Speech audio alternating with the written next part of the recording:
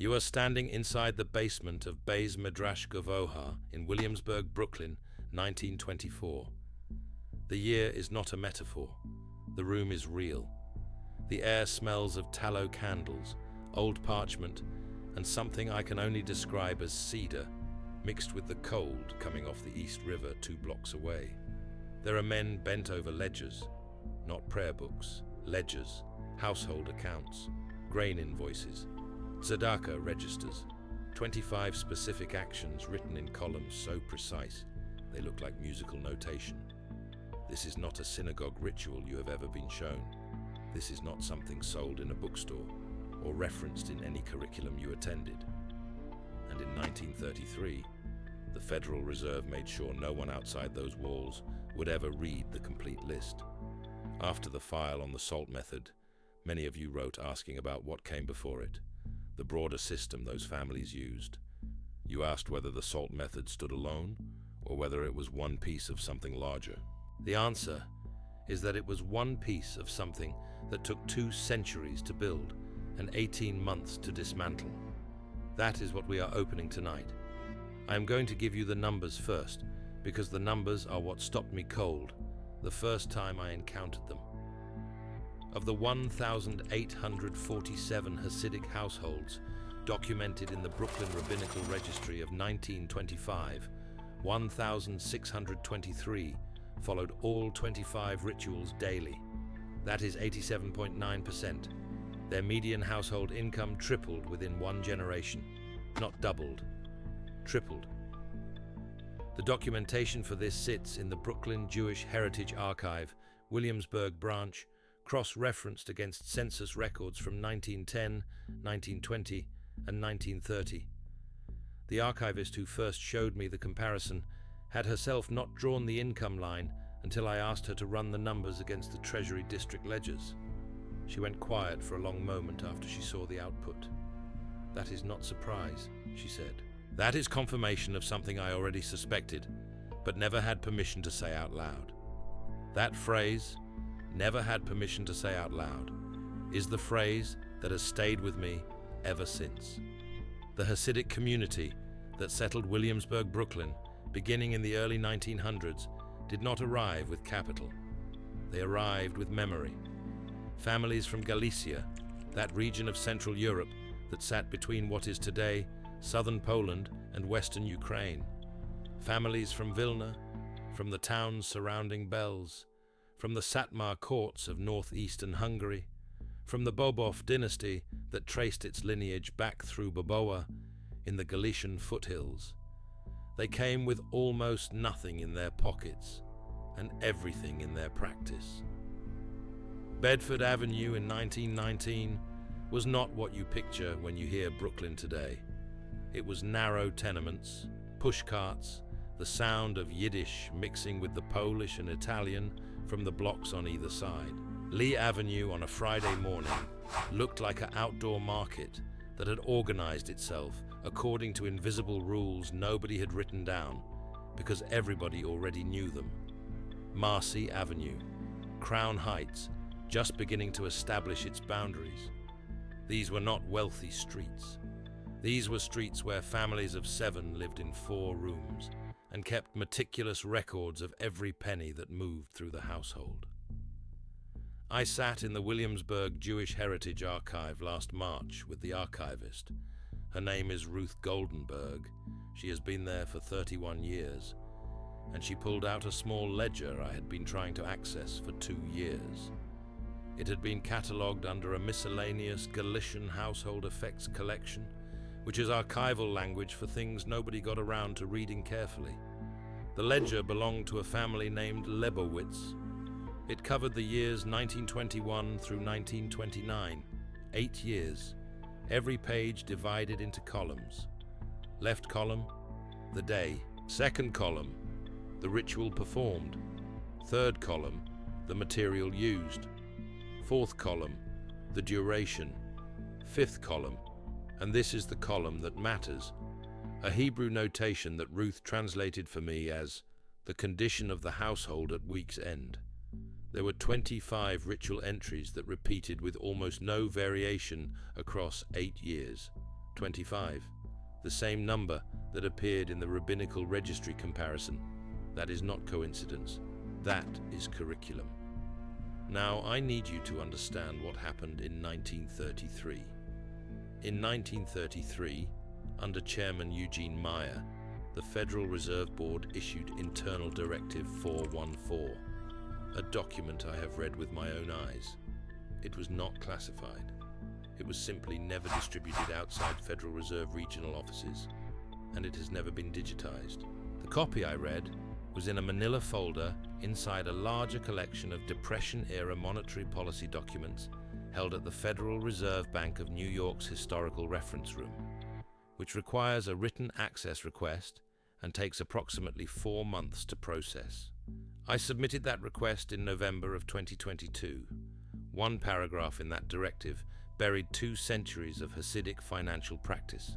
It read, and I am quoting directly, "Community-based rotating credit and informal household wealth accumulation systems operating outside federally chartered depository institutions represent a structural impediment to the uniform transmission of monetary policy and shall not be recognized as legitimate financial instruments under the provisions of the Banking Act of 1933. Read that sentence again slowly. Community-based rotating credit, informal household wealth accumulation systems. Those phrases are not describing fraud. They are describing exactly the 25 rituals in the Lebowitz ledger, the Tzedakah box system, the Friday coin counting practice, the threshold oil ritual, the Shabbat candle placement and its role in household accounting. The Federal Reserve did not call these rituals by name. It did not need to. The paragraph rendered them legally invisible. The Glass-Steagall Act of 1933 separated commercial banking from investment banking. Most people know that part. What most people do not know is that the same legislative session also created the framework that made informal community savings systems, the kind documented in those Brooklyn ledgers, incompatible with the new federally insured banking structure. When the FDIC came into existence in 1934, it completed the work. If your household savings were not inside a federally chartered bank, they did not count. The Tzedakah box that had held a family's generational transfer mechanism for 200 years became legally nothing. That is not a side effect. That is a design decision. In 2019, a NYU economic history paper analyzed financial records of pre-1933 Hasidic households versus post-1933 households using the same archival sources I have been describing. The pre-1933 group showed a 3.8 times faster generational wealth retention rate than the post-1933 group. The methodology controlled for immigration wave, family size, and occupational category. The lead researcher, whose name I will not use because she asked me not to, presented the findings at a conference in October 2019. The paper was published in the Journal of Economic History in December of that year. By August of 2020, it had been quietly removed from the journal's online archive. The print version still exists. I have a photocopy. That study is not why I believe the rituals work. I believed that before I found the study. The study is why I believe the erasure was intentional. Now I am going to give you the rituals. Not all 25. The complete archive is in the Eliezer Wealth Archive document linked in the description. But I am going to give you the ones that appear first in the Lebowitz ledger and in 3 other household records I have cross-referenced, because their consistency across unrelated families, separated by decades and oceans, tells you something about their origin. These were not invented in Brooklyn, they were carried. The first ritual the ledger calls the Friday morning coin count. Every Friday between sunrise and the second hour after sunrise, the head of household counted 18 silver coins, specifically silver, not copper, not paper, and placed them in a copper bowl on the east-facing windowsill. The bowl remained there for exactly 18 minutes. In Hebrew numerology, 18 is the numerical value of the word chai, which means life. The precision here is not decorative. The east window faces Jerusalem. The copper conducts. The 18 coins and 18 minutes create a deliberate alignment between material and intention that the rabbis described in the ledger margin notes as making the money conscious of its purpose. After 18 minutes, the coins were returned to the household account. This takes 4 minutes of your week. The second ritual, Shabbat candle placement for household accounting. 2 candles on white linen, positioned exactly 7 inches apart, measured from wick to wick, lit at exactly 18 minutes before sundown on Friday, which is the traditional lighting time, but the placement and the measurement are specific to the wealth practice rather than to the religious observance. The 7-inch gap creates what the Lebowitz ledger calls a threshold, a space the household account passes through each week. The family ledger was opened, and the week's final entry recorded while the candles burned. The act of writing the number in the light of those specifically placed candles is the ritual. It takes 3 minutes. The third, the Wednesday morning Tzedakah deposit. Not Sunday, not whenever. Wednesday specifically, because Wednesday in the Hebrew calendar falls at the midpoint of the week, the hinge day. Every Wednesday morning before any other financial transaction of the day, 1 coin was dropped into the Tzedakah box while saying the single Hebrew word, chai, aloud. 1 word, 1 coin, 1 specific morning. The ledger records show this without exception across 8 years for the Lebowitz family. The coin amount is irrelevant to the practice. It is the regularity of the act on the correct day that the rabbis considered essential. The fourth ritual appears in the ledger as the threshold oil blessing of the first month of each season. 4 times a year, the first month of each new season, 3 drops of olive oil were placed at the interior base of the front doorway threshold with the right hand. A specific phrase was spoken, recorded in the ledger in Hebrew, and which Ruth translated as, "What enters here multiplies, and what leaves here returns." 3 drops, the right hand, the interior side of the threshold, not the exterior. Seasonal timing. This takes less than 2 minutes and costs less than a penny. The fifth is the Saturday evening Havdalah money envelope. Havdalah is the ceremony marking the end of Shabbat. As part of that ceremony, the first dollar, or equivalent smallest meaningful unit of currency, of the coming week's expected income was separated from the household account and sealed in a wax-sealed envelope. The envelope was not opened until the following Friday, at which point its contents were added back to the account before the Shabbat candle ritual. The sealing of that envelope was described in the ledger as setting the week's financial intention before the week began. The wax seal is functional. It forces a deliberate decision to open it, rather than an unconscious one. The 6th ritual in the ledger is what the records call the New Moon Ledger Review. On the first visible night of the new moon each month, not a fixed calendar date, the visible night, the household ledger was read aloud from the beginning of the month by the head of household to at least one other family member, not reviewed silently, read aloud. The oral transmission of the numbers is the practice. The rabbi's margin note on this one reads, "Numbers spoken in a house become the house's memory." The 7th, the bread blessing before any purchase above a defined threshold. The ledger set the threshold at the equivalent of 1 week's food budget. Before any purchase larger than that threshold was made, a small piece of bread was eaten and a specific phrase spoken, again recorded in Hebrew, translated as, "I spend from abundance, not from fear." The act of eating before a major expenditure interrupts the anxiety cycle that the rabbis understood drove poor financial decisions. That is not theology. That is behavioral science, 400 years before behavioral science had a name. These 7 are a fragment of 25. The full document is in the archive.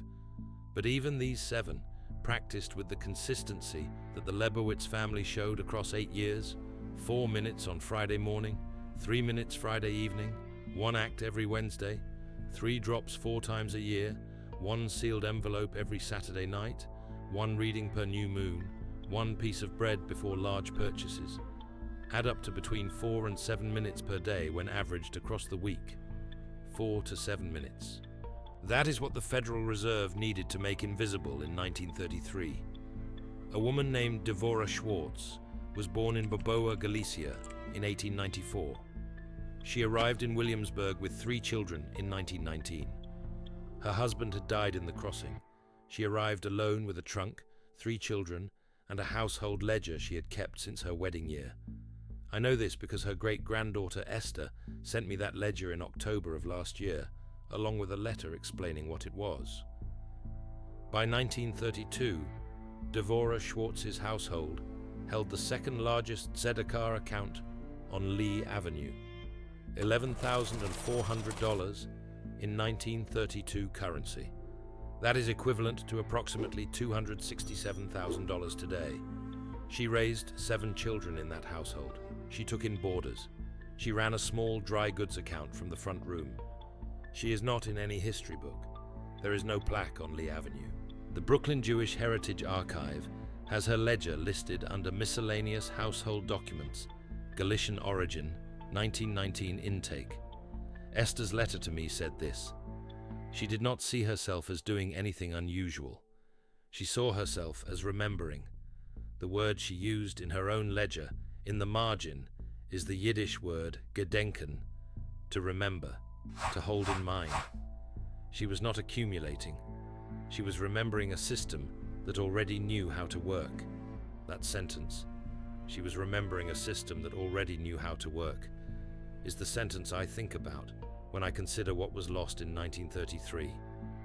Everything I have covered, the salt method from last week, these 25 Hasidic Brooklyn rituals, the Hebrew letters method coming next week, I have compiled into a single document. The Eliezer Wealth Archive, Volume 1. It is linked in the description.